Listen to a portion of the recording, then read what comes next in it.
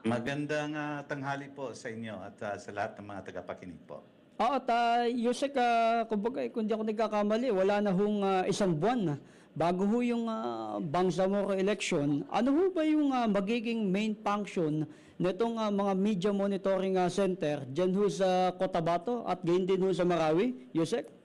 Yes po, at sa kasalukuyan nga, nandito tayo ngayon sa Mindanao sa area ng Cagayan de Oro, papunta sa BARM, upang titingnan natin yung lugar kung saan tayo pwedeng pumuesto doon. Yung tinatawag nating Media Monitoring Center para sa BARM elections ay itatatag natin mga 3 araw bago ang halalan ngayong September 14 dito sa BARM. At ito ay kasama yung iba't ibang ahensya na saklaw or sakop naman or kasama sa Presidential Task Force on Media Security. So yung Media Monitoring Center po ay kasama dyan yung Department of Justice, COMELEC, yung DILG, PNP, DOJ, NBI, at saka DND at saka yung Armed Forces of the Philippines natin at iba pang mga ahensya na kasama sa Presidential Task Force upang siguraduhin po yung kaligtasan at seguridad ng ating mga mamahayag na mag-cover po sa nasabing halalan sa BARM ngayong susunod na buwan. At Yusek, base ho dun sa direktiba nitong ni Executive Secretary Ralph Recto, paano ho makakatulong yung mga center na ito para ho maprotektahan natin yung mga kasama ho nating reporter sa field? Opo, batay po sa karanasan naman po nitong mga nakalipas na mga halalan, nitong mga nakarang taon, hindi lamang dito sa BARM, kundi sa iba't ibang lugar ng Pilipinas. May mga panahon na halimbawa, may mga media na hindi pinapapasok sa mga polling centers, tapos nagrereklamo sila kasi hindi pinapapasok ng pulis o kaya ng COMELEC. Tapos minsan ay walang linaw, minsan hindi nakascade down to the field offices or doon sa ground, yung mga instructions. So, kung merong problema yung media when it comes to their coverage, pwede silang tumawag doon sa ating monitoring center and immediately on the ground na yung mga tauhan natin, marespondihan agad. Meron ding mga insidente, for example, na pananakot sa media pagdating sa halalan, hindi na lang po tawag-tawag, immediately po nandoon na yung ating task force upang i-address yung mga ganong mga insidente. At Yusek, maisingit ko lang, matanong ko lang, bakit ho Cotabato at Marawi cities yung pinili yung lokasyon para ho maitayo itong pasilidad?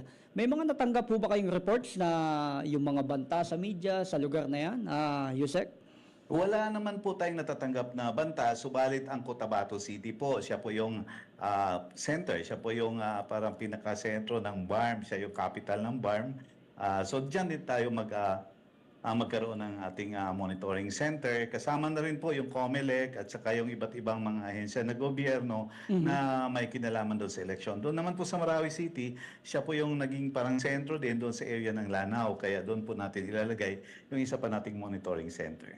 At Yusek, base ho dun sa natanggap namin impormasyon, nakipag-ugnayan ho kayo sa 103rd Infantry Brigade sa Marawi. Paano nyo ho masisiguro na mananatiling independent ho yung ating mga kasamahan sa media habang katrabaho ho yung militar para ho dun sa sinasabing seguridad natin na Yusek?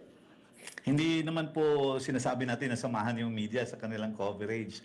Kung ang media po ay merong pangangailangan halimbawa na sa isang lugar sila at medyo alanganin kung mag-request sila ng protection mula sa mga sundalo, handa po na mag-deploy yung ating armed forces para matulungan yung ating mga kasamahan sa media kung kailangan nila. Kung gusto naman nila yung police, kasama din naman po natin yung PNP. Kung gusto nila yung NBI, andyan din po yung NBI. So mayroong menu of choices po yung ating mga kasamahan sa media para masigurado yung kanilang seguridad at kaligtasan sa darating na halalan.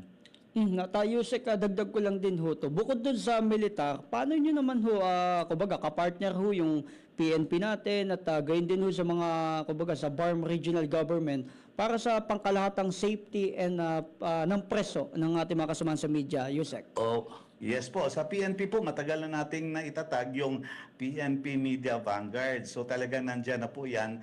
Atin lang pong i-activate yung lalo lang nating palakasin ngayong halalan sa BARM. Yung mga PNP natin dyan, mayroon tayong mga itatalaga or ipinakausap na sa PNP na magtalaga ng mas dagdag siguro ng mga tropa para doon sa pagtulong sa mga pangangailangan ng media. So sa naman ng NBI, nandiyan din po yung tinatawag nating NBI Media Defenders na siya naman pong naitatag pagkatapos natin magkaroon ng Memorandum of Agreement with the National Bureau of Investigation. So yung lahat po ay nandyan ready, nandyan din po yung Public Attorney's Office kung may mga usapin na legal yung mga kasamahan natin sa media. Para ma-ensure talaga na kung ano man yung kailangan nila ay nandyan na at malapit na sa kanila, hindi yung tatawag muna sa Metro Manila at para ibaba on the ground. So assured po na lahat na ahensya na sakop or kasama doon sa Presidential Task Force will be activated this coming elections.